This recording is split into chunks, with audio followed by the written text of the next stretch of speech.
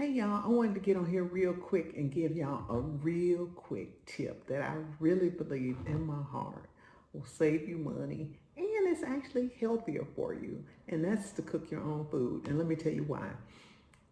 Once you cook your own food, you will see for yourself what's actually in your food, and you can control the amount of sugar, salt, spices, whatever you're putting in the food versus going out and getting food going out all the time.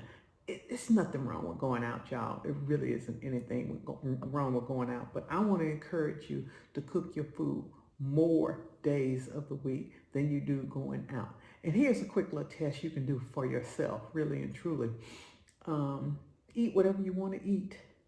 And the only catch is you have to cook it. And when you start doing that, that'll get you in the habit of cooking for yourself. It'll make you a better cook. And you get to see everything that's in your food. Um, I know that y'all think even if you go to these fancy restaurants, the 5-star restaurants and stuff, that everybody's hands are stuff out of your food, but it really is. It really still is, y'all. So I just want to encourage you to cook your own food because I think it's going to be better for you. It's going to help you become a better cook, and you get to control how much fat is in something, how much sugar is in something, how much salt is in something. You get to control it. And over time, this won't happen immediately.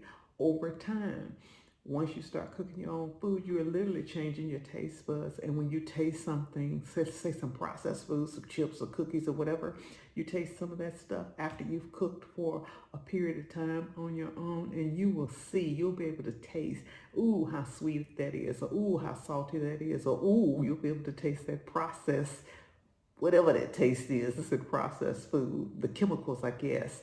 So I just wanted to encourage you to cook your own food and just follow this channel, and I'll help you as a beginner cook just with some of the simple things, because I think a lot of the stuff online right now is so complicated. People feel like they have to become an artist to cook food. They almost have to be a chef to cook food. They have to have the exact right knife. They have to have the exact right pan. They have to have the exact right oven. They have to have the exact right kitchen scale. And it's really just not true. Now, as you become better and better and better with cooking, yes, all of those things help. I'm not denying that. But as a beginner cook, going out there, starting out of the gate, the reason people are so fearful about being in the kitchen, because they see all of this stuff online and it's presented in such a beautiful way. You feel like you have to be an artist to be a good cook, and you really don't.